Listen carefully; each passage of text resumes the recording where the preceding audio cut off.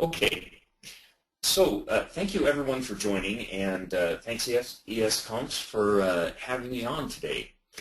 So this talk is to really help folks who are new or possibly even somewhat experienced with web automation make their automated test suites run a little more smoothly.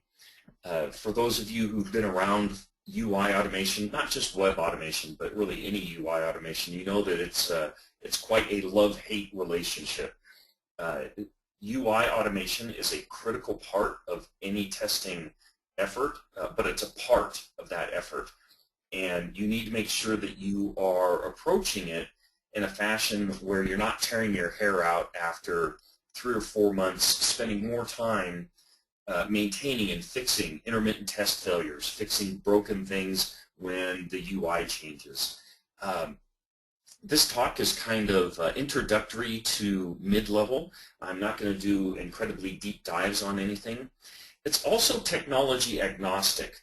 And what I mean by that is my examples are going to be in Selenium WebDriver in the C#.NET bindings. I will also pull out Telerik Test Studio, but the principles are really the same no matter what set of tools you're using. So here's my contact information, jim@falafel.com.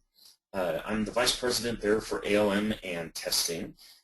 If you've got questions, by all means, please use the Test Huddle forum. We'd like to have the conversation going there.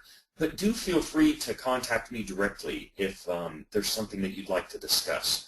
I'm also on Twitter as Jim Holmes. So not Jim Holmes, that's a fellow in London who is a software developer. I'm Jim Holmes. And my blog is at frazzledad.com.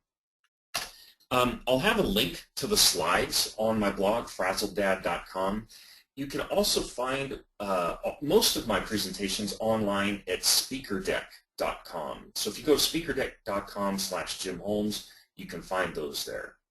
Also, most of the examples that I'll be showing from today's presentation is on my GitHub repository. So you can see that there as well. So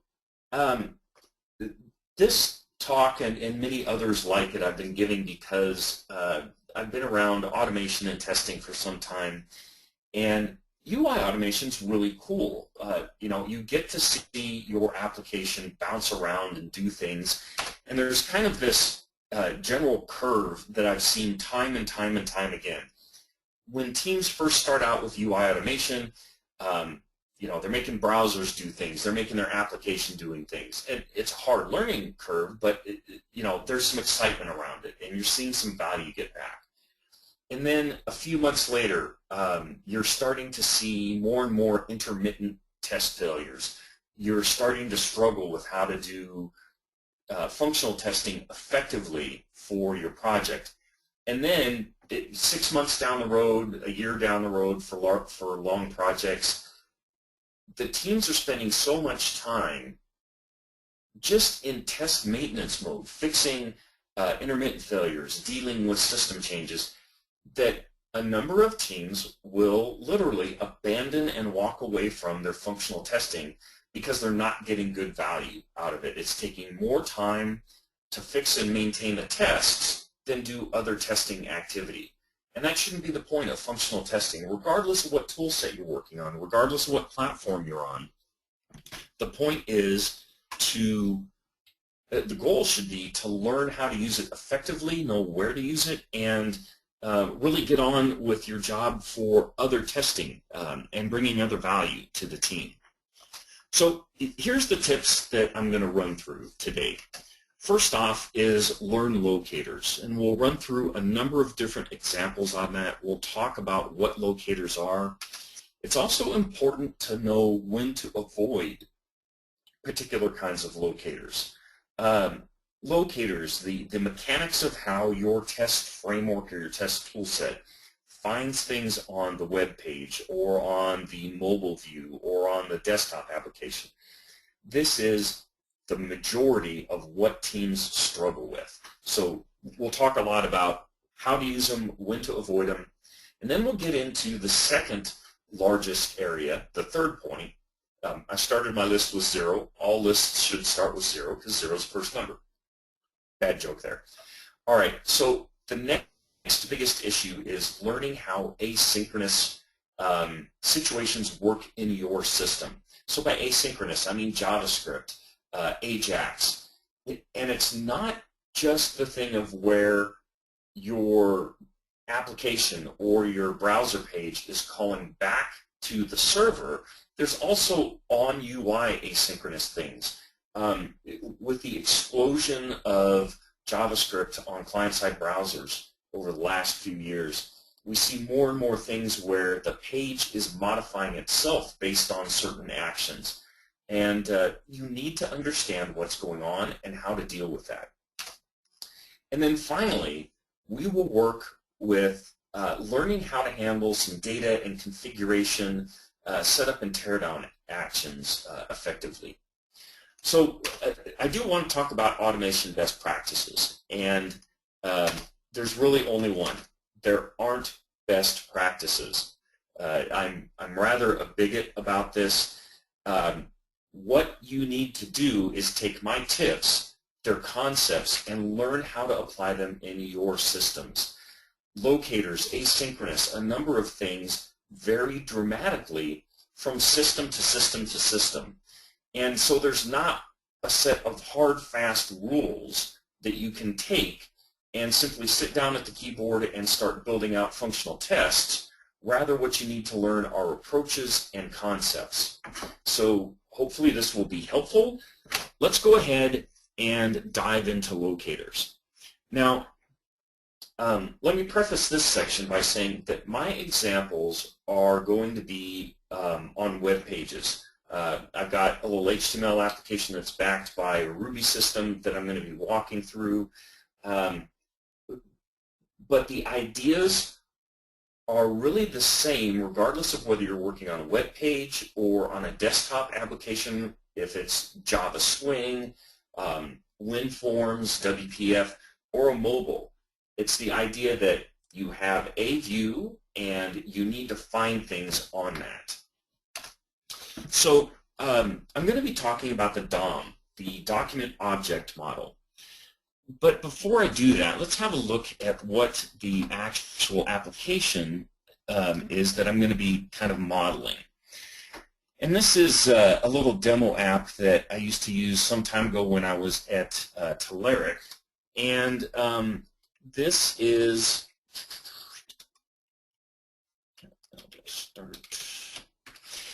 just a simple little customer CRM application. And we can see here that there's a log-on screen. I'm going to actually refresh this here. As we look to do things with a web page, the human eye, obviously, we know that we can run through and drive the cursor around. We know how to find things on the page visually. So that we can do things like click links. Once we click links, we can visually locate input fields, text labels. So our eyes help us out with that. But a functional test script, and I'll use the term script just because I'm used to working in Ruby. I've worked with a number of other things. The point is that we have a functional test that some tool is running. It has to locate things on the page. It has to locate the login link and click that. We have to put text in fields here. So let's take a look at how this page is structured. And right now, I'm going to use this little tool called Firebug, which is a great plugin for Firefox. There are any number of tools that can do the same sets of things here, but this is just the tool I'm using today. So this pane here shows us the document, the HTML document that's behind the scenes rendering that page. And you can see that we've got a structure here. So there's a head element. We move down through a body element. We move further into the structure. And then finally, we get down to this element here, which is the input field for the username. and that's where we're going to want our script to click in and inject text into. So there are a number of different ways that our script can find that particular location. We've got a number of different locator types, and I'll be walking through a number of these. We've got ID values, we've got CSS, we've got XPath, and then there are other attributes. So let's have a look at how we actually work with some of these. So first off, XPath is a structure. It's a way of accessing specific items on this page. And you can think of XPath like a street address. If someone wanted to mail me a postcard, you could mail it to 303 West Casalinda Drive, Beaver Creek, Ohio, 95432, and it would land in my mailbox. That's a very explicit address. But it's not really contextual. It doesn't say anything that I want this to deliver to Jim Holmes. Likewise, an explicit XPath is a location, not necessarily find me this input field that belongs to username. So let's have a look at how this might look here. Now, this is Visual Studio. As I said, I'm using the Selenium WebDriver functional browser driver. So it's a test framework. Well, it's not a test framework. It's a framework for driving around browsers. And this is a form of XPath here. And you can see that we're starting out at the root level. We go to the body. We're very explicitly navigating through a set of divs, and you'll notice that their index is there. And we're hardwired down to that one particular input field. The problem with this is that XPath matches this structure here. However, if we modified the system and say we added other parts to the page or we moved things around, then we'd be in a bit of trouble here, because all of a sudden now the UI is dramatically different. So for example, I've got some silly whimsical pictures on here, but you can see that where we had this very clean UI in one order, we've changed the order, and now that XPath that was very explicit doesn't point anywhere near the right area. So our test is going to fail. So there are better ways to deal with locators in this case. Instead of using an XPath like this that's a very explicit hardwired, we've got better options. Namely, we can use the ID attributes that are available on this page. So what are IDs? You'll notice here that within the HTML element, we've got an attribute, ID, and it's got a value there of username. The great thing about IDs is that if the page is a valid HTML page, there can only be one ID attribute with a value username anywhere on the page. So it makes it very, very fast for the browser to locate that element, and it makes it really fast for the functional test script to find that and inject, do whatever action it has to be, whether it's a verification or manipulating it or putting text into it, clicking it, whatever. So IDs are the preferred way of accessing elements on web pages. Now, if you're working in something like WPF, which is Windows Presentation Foundation, so that's a desktop technology for Windows-based systems, there are similar concepts. There's an automation ID that's unique on that particular view. Depending on the mobile technology that you're working on, if you're on iOS, there are similar ideas with accessibility and something that's also similar to an automation ID. the point is, understand what you have available to you in your technology that can be uniquely identifying for the script. IDs are not generated automatically. You can look at other elements on the page and IDs aren't there. In web pages on web applications, whether or not an ID lands in there is really dependent on a number of things. First off, the platform stack that you're using, Ruby on Rails, ASP.NET Web Forms, Java on particular platforms. They all vary in how they generate particular attributes. The developers can choose to add attributes in here. So the best thing that you can do is for your key areas of your functional automation, talk with your developers, let them know that you're working on functional tests, and see where they can help you out with ID values. Again, IDs are fast, they're unique, and it's the best starting point for good locators. But let's say that you don't have access to, for whatever reason, the elements that you need to interact with, you can't get an ID value on. That's all right. We've got other ways that we can approach this. So the next thing is, I said that XPath was bad. Not all XPath is bad. XPath is bad when I use that very restrictive format of starting all the way at the top and moving through a number of different layers with specifications in there that are index-based. XPath actually can work very, very well if I do something like start at the place that I need to work at, which is this input field, and go up on the page just far enough to find something that's unique that I can work with. So in this case, there's something actually right next door on the page, which is this label that has a unique text value in there of username. So I can craft an XPath to deal with this for me. And in this case, here's how that XPath looks. So it's much smaller. This is actually even somewhat readable and understandable. And it's also very flexible.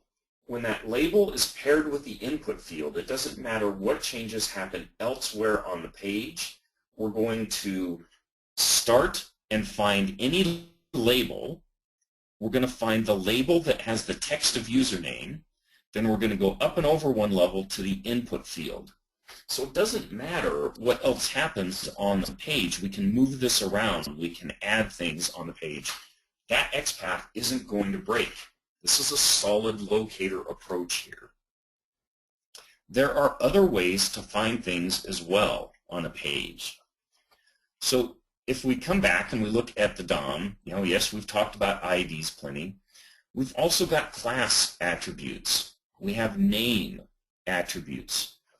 All of these can be used for locators as well. They're not guaranteed to be unique. As a matter of fact, the CSS class is quite often not unique, but sometimes you can combine that with other things to get good jQuery style selectors. If you're familiar with those, it's just kind of a grammar that's similar to XPath, slightly different, but it's flexible and oftentimes it's good enough.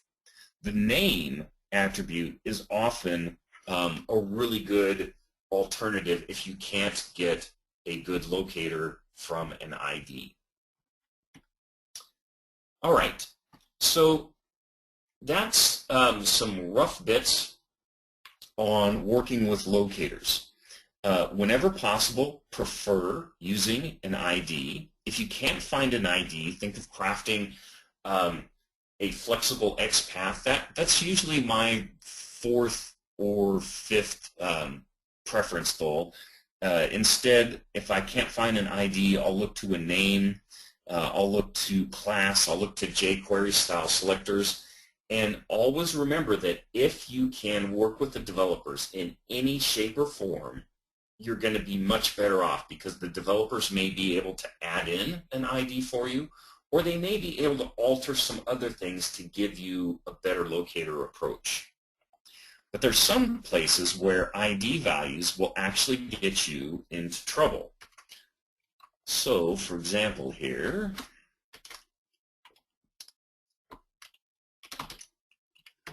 let's have a look at a common situation, which is a table.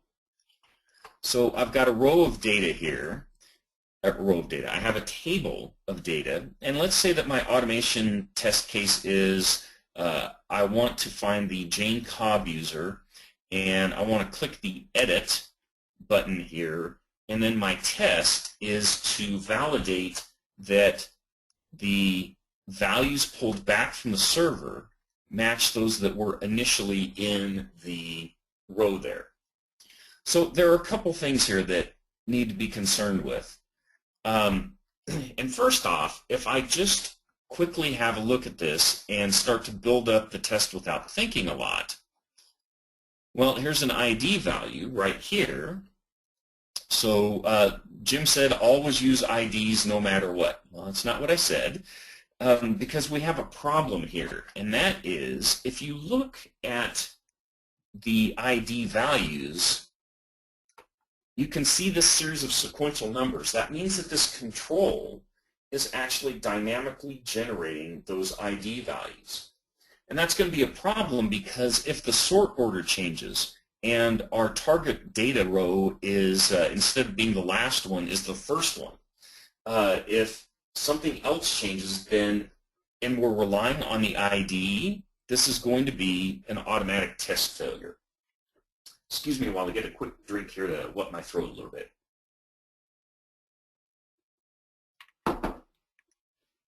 So in this case, we want to avoid using an ID there.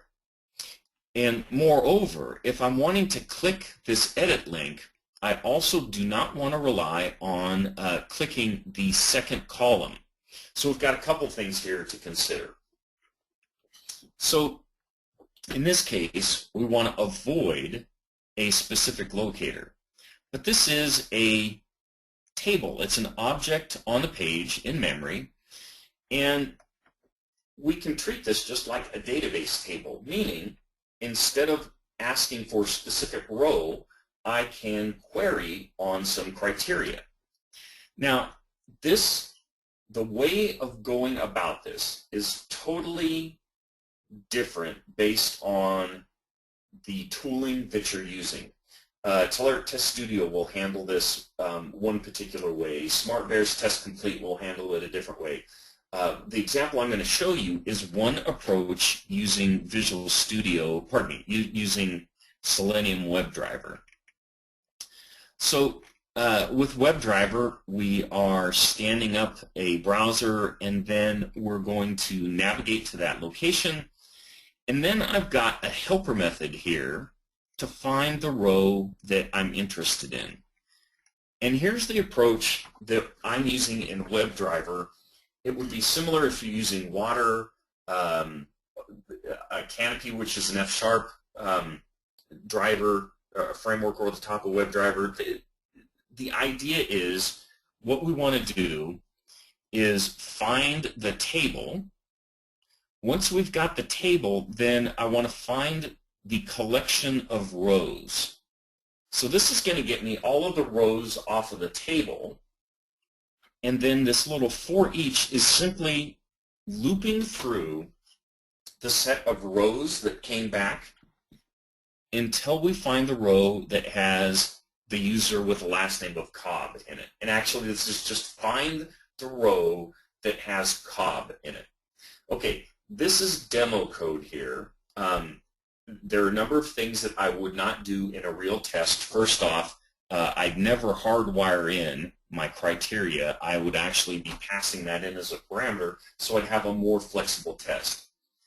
But keep in mind the overall approach. Get the table, look for the rows in the table, find the row that contains the text that you're looking for. Once you've got that, then you can move on and work with clicking the edit link and then doing all of the validations which are handled in this set of asserts here. This is one way to approach this. There are a number of different ways to deal with the same situation. Actually, I could even use an XPath expression instead of getting the entire collection of rows. I could just say, start at the table, find the table row that has text content of Cobb in it. There are a number of different ways to do this. The point to take away is, nowhere in here am I saying get the 9th row and click the 2nd column. It's all, and nowhere in here am I relying on those dynamically generated IDs, which will make problems. So that's it for locators. Locators are well over half of the source of half of the problems that I see with teams that are either new to automation or even have been working in functional automation for some time. And the struggle comes with understanding how the particular system that you're working on this project renders its HTML or creates its views or whatever, because you'll find that there are subtle differences from project to project to project, and it's going to take you a little bit of time to learn how your system works, how the platform works, how the developers have built the system, so that you understand the best locator strategies. Spend some time. Remember, always prefer to use IDs when it's sensible. From there, fall back to CSS or name or jQuery. Don't throw XPath out of the picture. It's a great tool when used appropriately. So the next thing, let's go ahead and let me jump back to my slides here. The next thing is handling asynchronous situations. So let's talk about how the page lifecycle works. And again, this is somewhat specific. My example is specific to web, but the idea is also prevalent in any situation where you've got kind of a background thread that's doing something to the UI, and the UI isn't blocked. So I've got an example here, and this is straight off of the Microsoft Ajax example toolkit, but there are billions of Ajax examples around. So you'll notice that the menus are blanked out, or grayed out rather. They're inactive. I can't do anything with them until I make a call to the previous item. Let's have a quick look at what the contents look like here. So you notice we've got a select list for the model, and all it has is the watermark here. That's all that's on the static page when the page first loads. The make actually made a little call back to the server and loaded up some additional options to select from. So now when I select make and the page reloads, I'm sorry, model is, so I selected make and the model list populated here. So let's talk for a quick minute about how a page loads. When a web page, when you navigate your browser to a location, when I say I want to go to this location here, and you hit enter, the browser starts a conversation with the server and says, hey server, what do you have at this location? And the server will start handing back pieces of the building blocks for this page, the images, the text, all of the content that makes up the page DOM. As the browser is doing this, when it's loading the page or refreshing / reloading the page, the browser actually sets a stop sign on a flag on the document object model. And it says the page is not yet ready. I'm not done loading it. Every browser automation framework will monitor the state of that flag. So when you replay a script, the script goes to that location and then waits for the browser to say, I'm done with this page, you can proceed. So those test frameworks respect the state of the page for load and refresh. But now we get into things like AJAX or jQuery or anything that can make a call directly back to the server.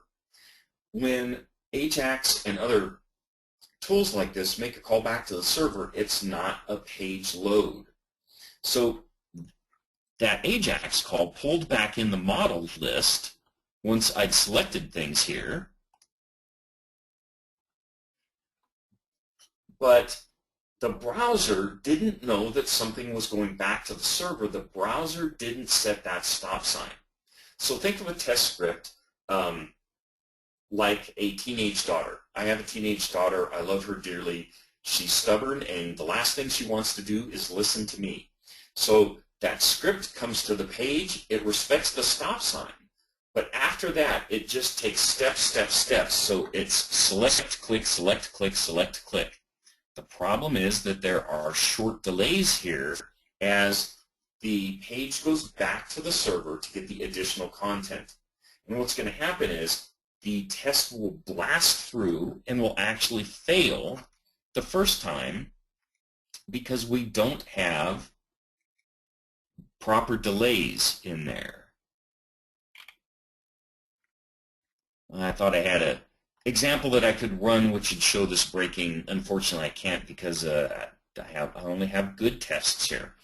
All right, so what we need to do, a lot of times people will do things like put manual delays, hardwired thread.sleep, or wait for half of a second, wait for 2 seconds.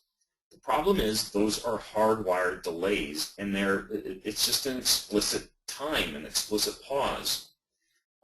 Maybe today you've got a slow network and it takes 3 seconds for this call to return and populate the model list. You don't know that, so you know your tests are failing, you throw in a 5-second delay. Fine, your test works for today. Next week there's something else going on with the network. It's a very slow day, your tests fail, you're getting a little frustrated. You put in a 10-second delay, and that's fine. And then maybe the week after that, somebody's running a load test in the middle of the day, and it's actually taking 12 seconds. By this time, you're getting really frustrated with test failures, so you hardwire in a 30-second pause to make sure that you've got plenty of time. Well, the problem is we've got 3 different steps here. I'd add in a 30-second pause for each one of those. I've got a 1.5-minute delay on this one single test. If you multiply that by hundreds or thousands of tens of thousands of tests, you can see that very quickly you can run up to hours of delays, and frankly, they're unnecessary. There's a much better way to handle that. And there are a number of different ways in the functional or UI automation domain that we call them, but the term explicit wait is used rather frequently. What this does not mean is, as many developers would think, I'm going to explicitly wait for 30 seconds. No. Instead, what we're going to do is explicitly wait for the condition that we need to move on in the test. And we're going to do this with a dynamic condition that's supported by all of the various frameworks and drivers. So what do I mean by an explicit condition? When I first come to this page, we load the page. We know that there's a blocking operation. The first thing that I want to do is select Audi. Well, my explicit wait for this condition would be explicitly wait until the make menu contains the value Audi. Once that's there, then it's safe to proceed. So it's the idea that we're going to pair up an explicit wait for the condition that we need and then do the action based on that condition. So wait for Audi, select Audi. Wait for S4, select S4. Wait for silver, select silver. And then finally, we'd wait for this condition to appear down here. So how does an explicit wait look? Let's go ahead and we'll have a look at this and see what that looks like. So here is another test in WebDriver, and you can see that I have these pairs of steps here. Now this is not WebDriver code, rather these are my own helper methods that I've set up. And you can see that we've got wait for the first list to contain BMW, select BMW. Wait for the second list to contain 7 series, then select that option. Finally, wait for the third list to contain brown, then select brown. So we selected, waited and selected on the make, waited and selected on the model, waited and selected on the color. Every framework, every driver for functional automation has a different vernacular, a different way of handling the waits. And in this case, there's a wait object that's one of the WebDriver support classes, and we're waiting until an expected condition is met. And that's that we're going to wait for the particular item on that menu to appear. This will look a little bit different if you're using Water or Telerik Test Studio or Qtp or Microsoft's coded UI, but the idea is the same. You are able to wait on some situation, and you define that situation that you need. So this is just a couple lines of code on the screen. Where's the magic, and why is this better than just hardwiring in 30 seconds? Here's why. This is actually a dynamic loop with a timeout.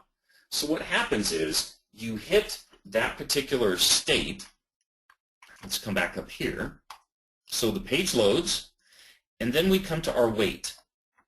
And instead of pausing for a hardwired 30 seconds, what we're going to do is that explicit wait checks the page to see if the condition that we specified is met. Is Audi on that selection list yet? And if the answer is no, there'll be a slight pause, a tenth of a second, a hundredth of a second, I don't know. It depends by the tool, and frankly, I've forgotten and I don't care. So it'll sleep and pause for a moment, then it'll wake back up and check the page again to see if the condition's met. And what happens is it continues to loop through, pull the page wait until one of two things happens. Either the condition is met, Audi appears on the list, or BMW in this case, or a timeout is hit. And by default, most drivers and tool sets set like 30 seconds. So we'll continue to pull the page for up to 30 seconds. If the condition's met, great, the script moves on. If the condition is not met, then there's a timeout error, and we know that there's a valid test failure because something's wrong with the page. So the beautiful thing about this pattern of explicitly waiting on the condition that you need before taking that step, this is a rock-solid pattern for 90% of the situations that you'll run into.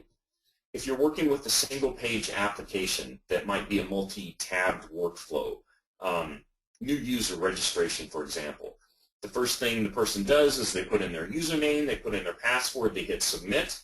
There's a round trip to the server, a record's created for the new user, and then the next page is the next tab on that page is offered up where they might fill in their real name, their address, whatever. So it's a tabbed flow.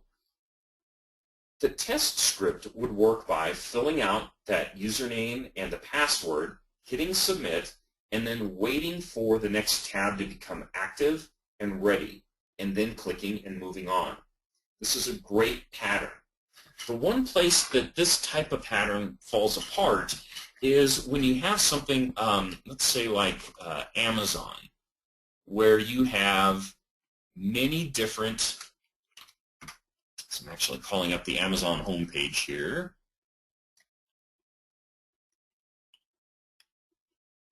Oh, let's see, let me get this on the screen and we'll have a quick look at this.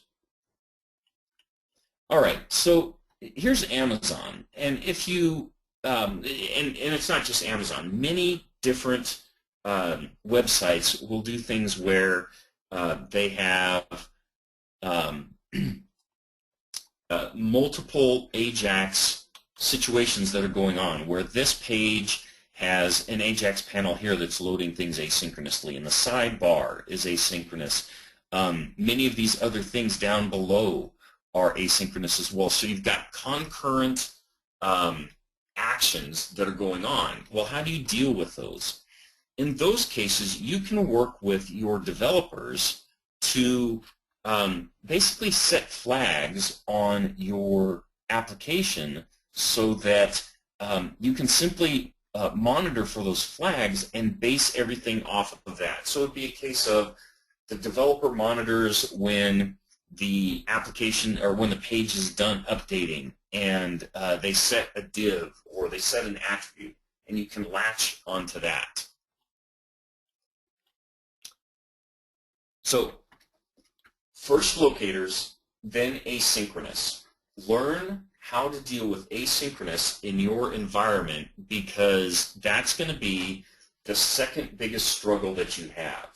Learn how to use locators, learn when to avoid them, and then learn how to handle your asynchronous. So I'm going to skip past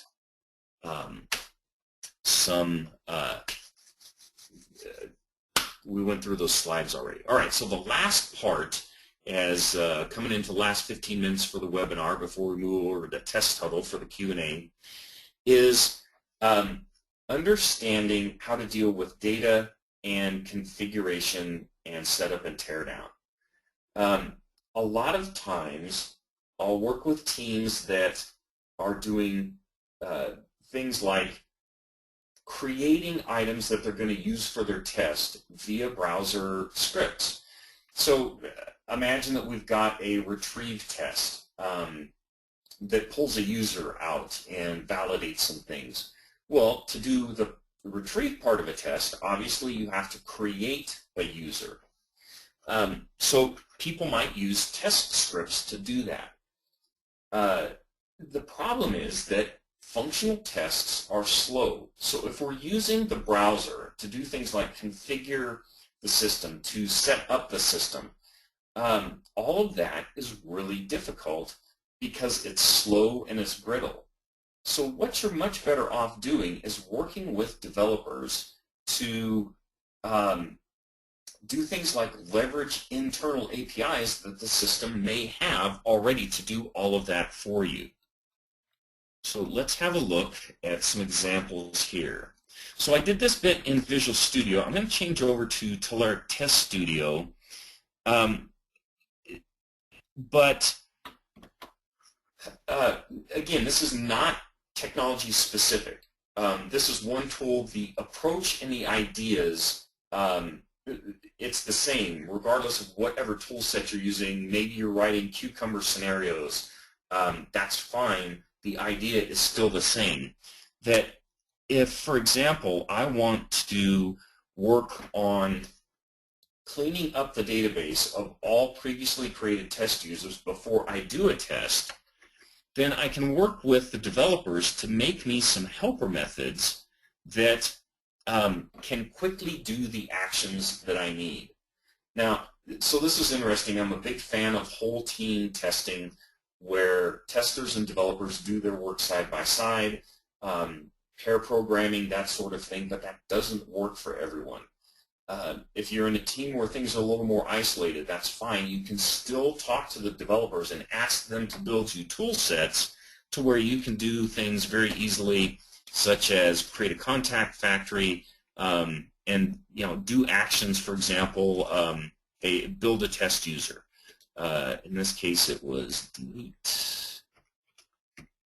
All right, so I'll return my test there. The point being that instead of me using web script or test scripts to go to an administrator interface and clean things up, I'm using code at the right point. Along that same lines, I can also and should also be talking with the developers or building myself oracles that will let me reach into the system to do things like validate that things really happened in the database and not just at the UI level. Again, this is in Test Studio, but it doesn't matter if you're using a commercial tool, if you're writing 100% coded tests. Simplify your test setup and teardown and configuration actions. Don't use the browser for those. Instead, create backing APIs that you can handle all of that work with.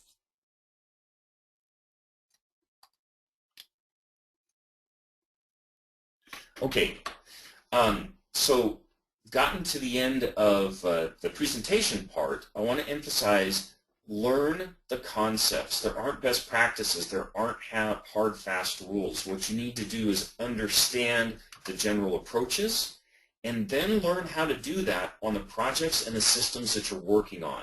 And as you move off of one project onto another, you'll have to relearn the mechanics of doing things. But if you understand the fundamentals and understand the concepts, then you'll be in really good shape.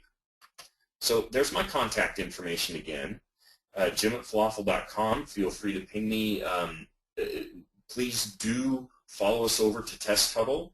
And I think with that, then the organizers are probably ready to grab back and have a few finishing words on their own part. Thank you very much for that presentation, Jim. I'm just going to take back control of the screen there, as you mentioned.